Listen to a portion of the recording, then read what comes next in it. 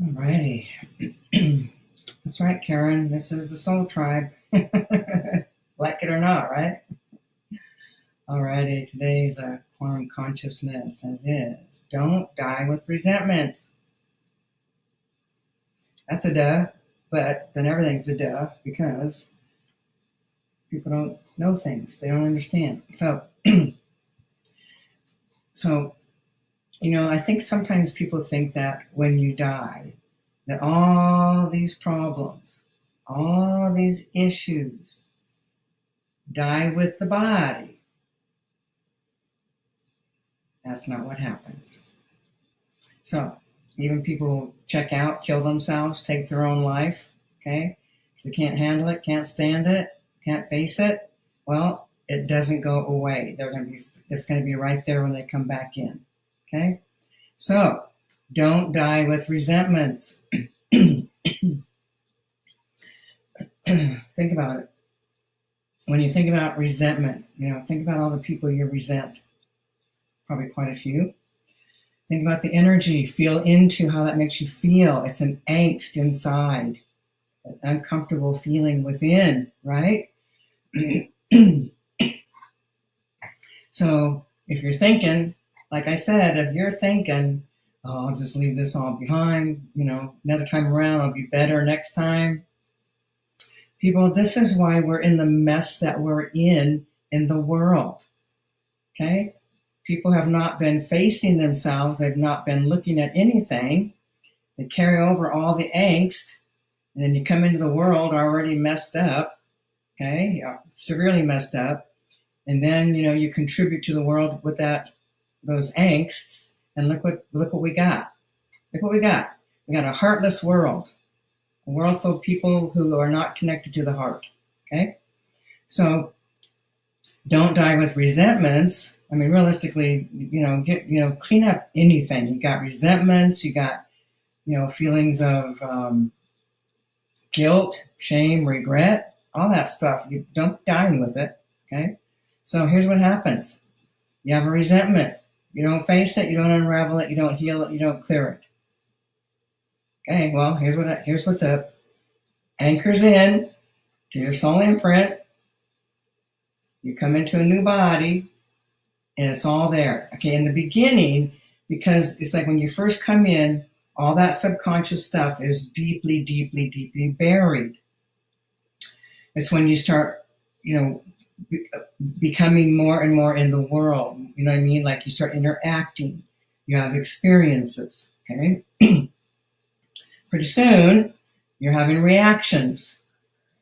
You're only having reactions because of that wounding, that buried wounding that's in the subconscious. You carried over those resentments, okay? So they're still there. So what happens? You're having these experiences, and you're going to have major resentment, and it's going to be an intense angst. It's going to haunt you. It's going to be uncomfortable. You're not going to like it. It's going to be painful. It's going to be break your heart kind of stuff, okay? So, if you got resentments, get in there and unravel them. You got different ways to do that. You can get clearings. You can get private sessions. You can go to the vault. You got all kinds of clearings. But basically, if you don't clean it up this lifetime, it will be with you next time. Okay? Just don't be thinking that it's going to go away. It doesn't go away. People, nothing goes away. Unfortunately, nothing goes away. Okay? So, let's just say in past life, hang on a second. Let me just read somebody here who's got a resentment thing happening here. So, let's just say in a past life that that you had an interaction with somebody that basically, they had more than you. There's a wanting and needing, and then they don't. Yeah, okay. That's what it is. I got it now. Someone who has abundance and another person's in lack. The person in lack starts to resent the person in abundance, believing that, well, you have so much, you should give me some. Give me some of what you've got, okay? So that kind of resentment, you died with it, and then now in this particular lifetime, you're coming in, and it has this kind of a same kind of there's a feeling of resenting others that have more, resenting others that seemingly have more happiness or joy or have more wealth or abundance, okay? So there's a resentment that's carried over. And so, again, it's like, it's not who you are. You really want to be who you really are, which is pure unconditional love in the very core of your being, okay? So when you're living from that place of just, that pure love and light, there's no resentment there. You're not hurting people, not wanting what someone else has or resenting them for whatever reason you're resenting. Okay, but what happens is think about the feeling. Sometimes people get obsessive about their resentments. They spinning story. It could go on for years. Same old, never let go. Okay, what do you think that does to your body? Stresses the body. So you don't want to be taking stuff, with you. Don't die with resentments. Don't die with anything. It's like, you gotta let stuff go. Let it go. Let it unravel. Let it heal. Let it clear. Okay, I'm just going to check and see what we got going here.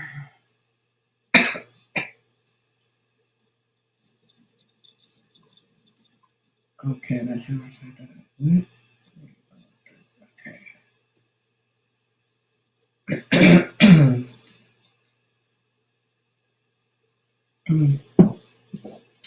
Okay, Charlene is having what she's feeling like a mini breakdown, midlife crisis, asking if we do any group clearing on midlife crisis.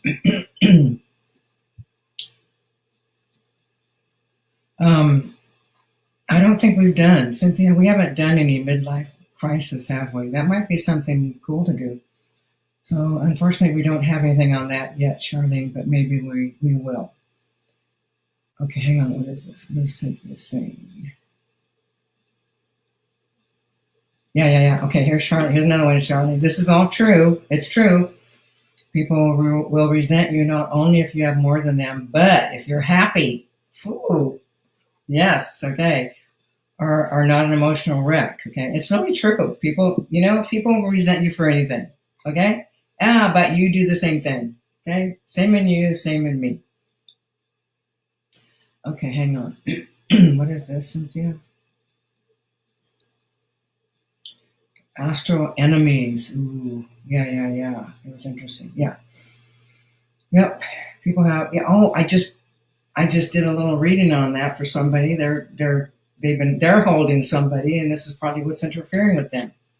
Yeah, in the astral planes, there's all kinds of stuff happening on the astral planes. Okay, here's a good one.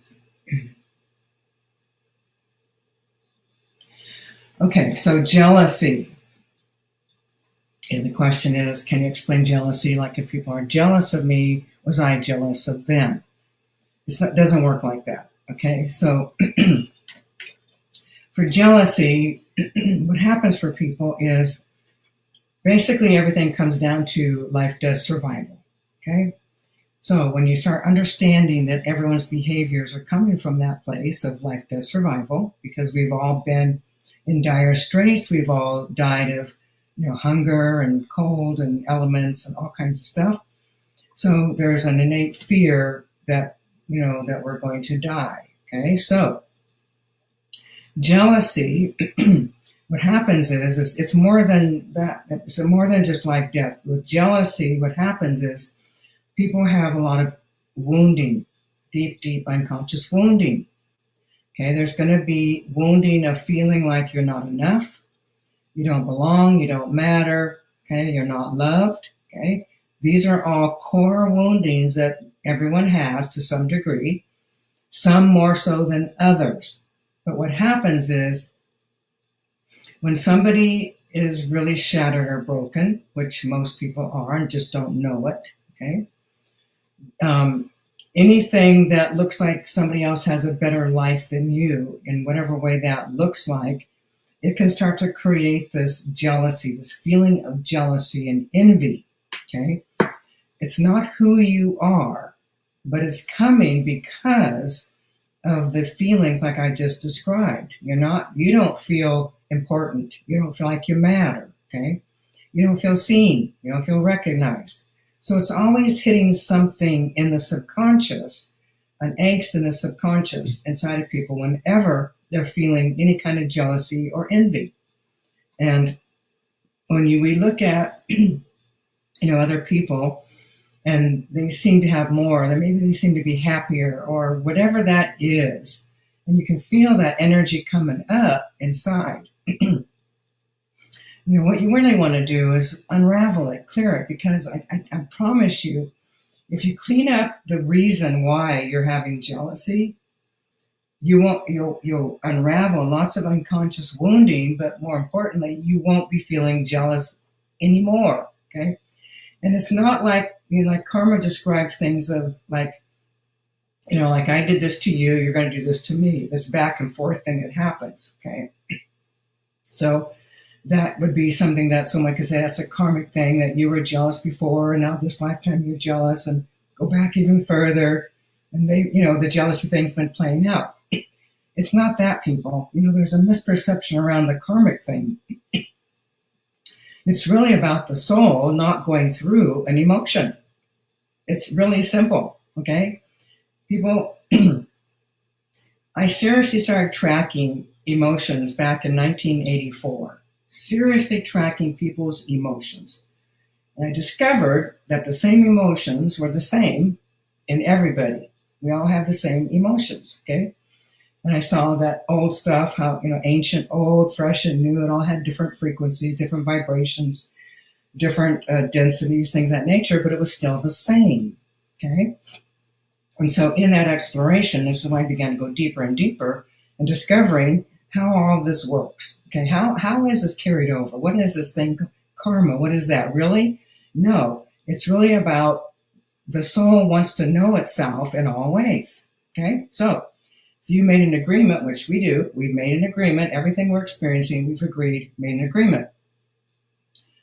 So if I want to know myself as what is jealousy, then I'm going to make an agreement. I'm going to come in. I'm going to have something will happen where I start to feel this jealousy, but I'm going to have other issues like not enough, not worthy, I don't belong, nobody likes me, nobody wants me, nobody loves me. Okay, those are your core emotions that everybody has until they get healed. Okay, so then all of a sudden you find yourself being jealous. Well, it doesn't mean that whoever you were jealous of, that in karma it means you're going to come back and be jealous. Then it'll be switched.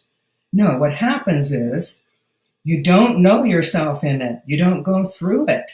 You don't heal it. Okay? If the soul doesn't know it, it's going to do it again and again and again and again and again until it knows it. Got it?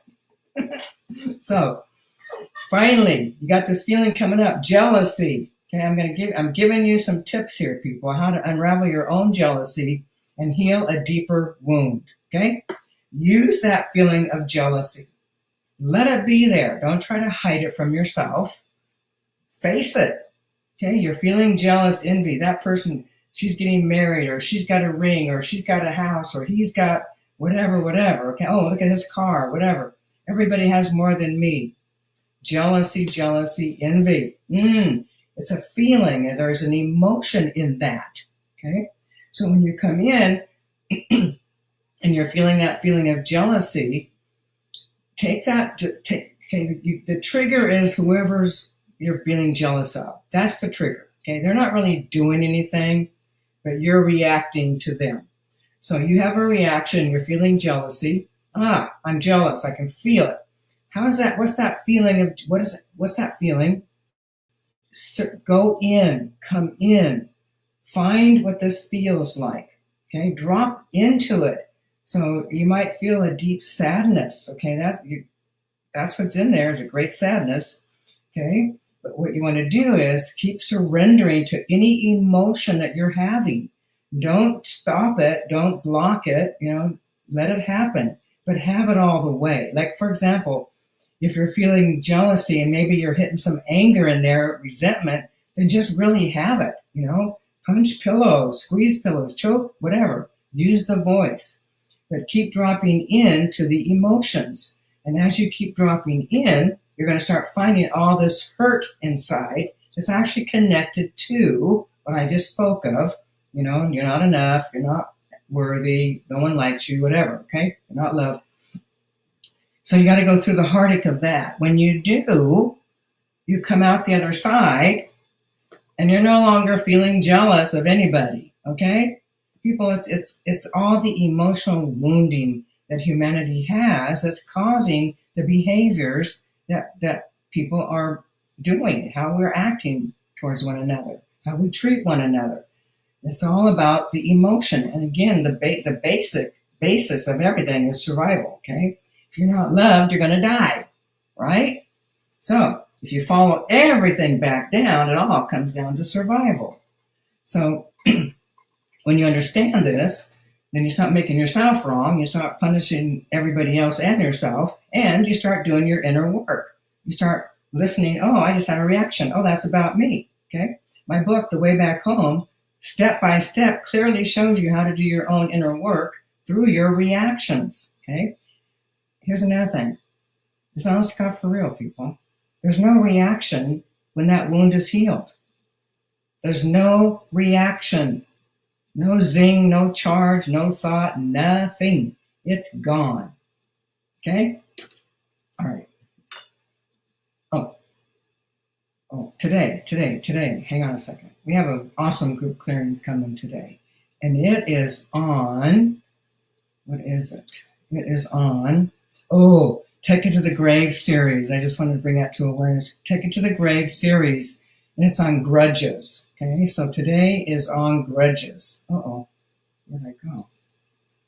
Okay. Yeah, okay. I lost myself. Okay, sorry.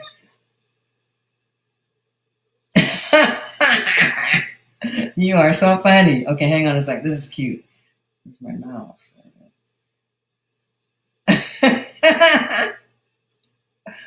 Okay, Bon, everyone's jealous of you. Never have a bad hair day. I have bad hair days all the time. All the time. Okay. Yeah. Okay, yeah. Okay, yeah. Yes. Okay. So Elaine, sweetie, it's like it is what's underneath. It's underneath the jealousy. The jealousy is just the top layer of an emotion, the very top layer that you're aware of. Okay. So there's many different layers underneath, but you want to get down to those bottom layers. The way you do that is you feel the jealousy, find the emotion that jealousy feels like. Okay. What is the first feeling you can feel? When you feel that first emotion, just stay with it. Just soften your whole body, surrender to that first emotion. And then you'll go through that, and then you're going to find something underneath. So it's the surrendering to the emotion that allows you to drop even further underneath. And this is how you access your subconscious, okay? By dropping in, surrendering to an emotion that you're feeling, you surrender to it. And then, as after this, when you surrender, then more emotion presents and starts rising up from the subconscious. Okay, the subconscious is where all these angsts are held. There's thousands of reasons why we feel the way that we feel or believe what we believe, but none of it is true or real. The absolute truth is, in the core, you are nothing but pure love and light. Absolute truth, okay? So anything that's not that is a wounding, misperception, and angst. It's the ego. So when you start facing these places and feeling these emotions, unraveling them and clearing them, you get lighter and lighter and freer, and your whole world changes. Your life changes. You change. You become more of yourself. How cool is that? Okay, hang on.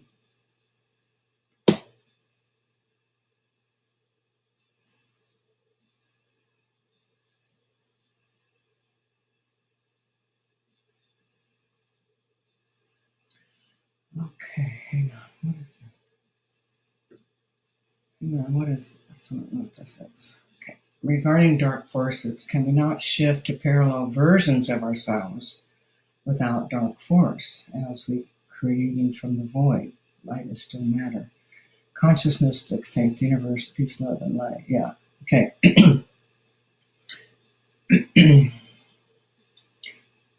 Okay. We shift to parallel universes. Well, you got parallel universes, and you can take your awareness there, but you're not going to shift right here and become who you are in a parallel universe. It's not going to happen. Okay. So yeah, you can travel, go on over to these other universes, other time, space, dimensions, all that, but there's still a frequency of every dimension. Like for example, science knows there's 12 dimensions right here, right around planet. There's 12 dimensions right here, 12 that they know of. Okay, you can't see them, but they're there. I'll just share a little something. We're going to do a series on this. My sister, back when we were younger, she was contacted by an alien ship. They actually spoke to her for 3 years daily. They gave her teachings. They told her things, and they talked about the dimensions, and they talked about how they're here. They're here just in another dimension. Now they present and show themselves, okay, to people that they feel they want to do that with, okay, the few chosen. So we'll be doing a series on that. So this is going to be awesome. But basically, I'm bringing that forth because we're talking about dimensions, other time parallels, okay. So there's all kinds. We've got 12 right here that are happening simultaneously, but you're not seeing them. Okay. Now you can shift your awareness, and you can shift it and start seeing what's playing out, which I do all the time just for fun, to see what's happening in different dimensions, just to get a sense of, life on another dimension right here on planet Earth, just in another dimension. So yeah, you're not going to, change you're not going to shift this to go there and pull that energy or become that. It doesn't work that way. The dimensions are the energy frequencies that are happening in this dimension are here, and sometimes they cross through, pierce through, come through, which is what evil has done. It's pierced through. It doesn't belong here, but it's here.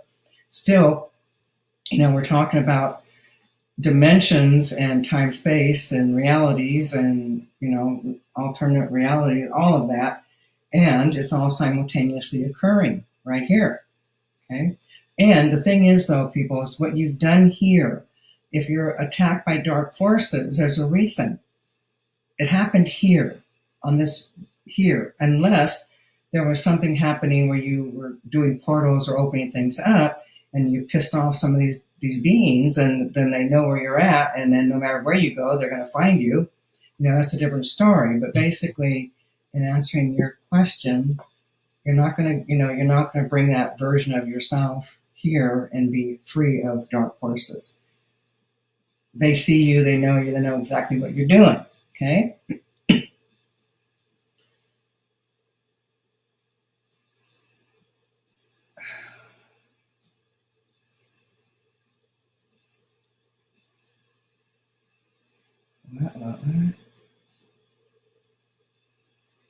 Oh, here's Byron. Hang on, Byron.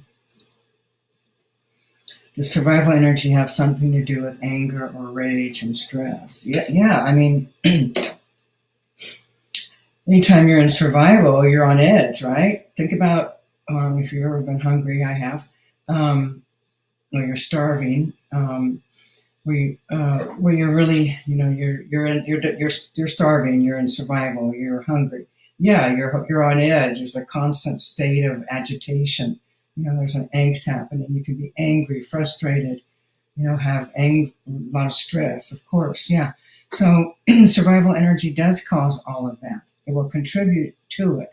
It's not the cause, the root cause, but having that kind of, being in survival, yeah, you're stressed, and it just makes things even more intense. Okay. So, but there's that survival issue. It takes you right to life, death. People will do hellacious things in that survival mood. So yes, absolutely, survival energy is a part of, or what can happen when you are, the rage and anger and stress is definitely happening when you're in survival. Absolutely. Okay,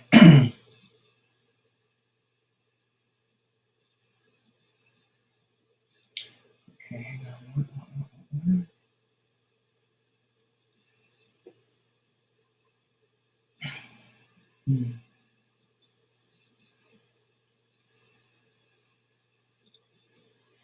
Okay, so how can we deal with bleed through from other dimensions and parallel lives? Well, how can you deal with that? Okay, well, on some level, the word's already been spoken, meaning meaning that if that is happening, then that is part of the divine plan unfolding. Okay, and coming back to the actual question, the bleed through. There's always there's not always a bleed through, but things come through all the time. I find creatures inside of people all the time that are from other time space dimensions. Okay, aliens come through, different portals, different veils, different things they can present. But when there's like the bleed through coming through from parallel lives, okay, basically, you have the ability to actually close and seal off those bleed throughs, so to speak. Okay, it's just a matter of, see, everything's energy. If you get this, okay, everything, your emotions are energy, dense energy, the desk is energy. Everything's energy. Some things you can feel tangibly, some things you can't. Okay, but it's all energy. Everything is energy. So when you understand energy and you can manipulate energy, then you can start closing off the bleed throughs. Like, for example, going to somewhere where there might be a portal, like I've done this many times, going somewhere where there's something coming through and closing that portal. I've done this where other people, they've done all kinds of different things. No one could close them. I just walk over and put my hands over it and close it because I'm working with the actual energy. Okay. When you're trying to work with the energies, you have to meet that energy in your awareness. That means, for example, let's just say there's a bleed through coming in through a parallel life. I can feel it. Okay, so what I do is I feel into and I meet the energy of that frequency that's coming through. So then I'm at that same vibrational frequency. Okay, when I meet it at that frequency, then I can start to close that bleed through and seal off that opening. Okay, so it's that simple. But the bottom line is you have to meet the energy where the frequency is in order to shift it. Okay, so hopefully that makes sense. But it's not a hard thing, people. Okay, it's really the ability to know and to do and to shift and close and manipulate energy is the key. So some people, are natural at it. Other people have to learn how to do it, and some people don't, trust that they can do it. So all kinds of things interfere. Okay. All right.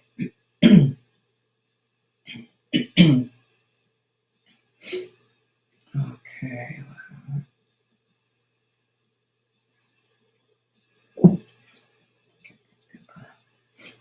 So remember, today we do have that group clearing on Take It to the Grave series as grudges. Okay. All right. Hang on a second. Okay, hang on. So Byron's asking, is there a connection to autism, survival energy, and the root chakra? Okay, hang on. So here's the thing. On some level, everything is connected. Okay, everything. So ultimately, yes. And if I were unraveling, all of this, like for example, the autism and the survival energy in the root chakra, I would be clearing out the root chakra and also the stuff that has to do with survival. Okay, with autism, you're coming in with agreements to know yourself in certain ways, okay? And at the same time, everything's connected to survival, people. Everything. Your whole life is based on survival, truly. Okay, there's that the life, death, survival, root chakra, first chakra. Okay, so yes, in a sense, there is that connection, and for you, Byron, it is going to create like almost like an instability. Okay, because you've got having the autism, and then also all the dark force stuff that's happening, and then you're in survival all the time, so it creates more of an angst, and it creates more trauma than what's occurring, because you have all these things happening together. Okay, so it gets really intense. So for you, yeah, with autism, hang on, Byron. Let me just look at you for a second here. People, I don't normally do this, but Byron's, he's been around a while, and he's in great need. So, Byron, hang on. Okay, hang on. Just asking what you can do to help yourself. What can Byron do that he can literally help himself? Okay. Oh, got it. Okay, Byron, got it. Byron, this is really important. Okay, so whenever you're feeling like the powers of darkness, or like some kind of dark force interference, or I know you can feel these energies, okay, and on some level, you either try to get away from them, or hide from them, or you're afraid of them. Okay, so what I'm being shown clearly, and I know this, I can feel it. Turn around and face them, and if you keep remembering, Byron, they cannot hurt you. They're not going to hurt you. Okay, it's like, find that place where you can be unafraid. Try not to be in that fear place. If you understand that they can't hurt you, they're not going to hurt you, they're just trying to scare you, turn around and face them. And in that you're getting a sense of feeling them, and you're showing them no fear. They don't want to deal with that. They feed off of fear. Okay, just so you know, they feed off the fear energy. So play with that, Byron. Just play with call in your warrior. Let your warrior step forth, and let your warrior face these demons, face these black things. Chase them. You'll probably get rid of them, okay? Pretty trippy. All right, everyone.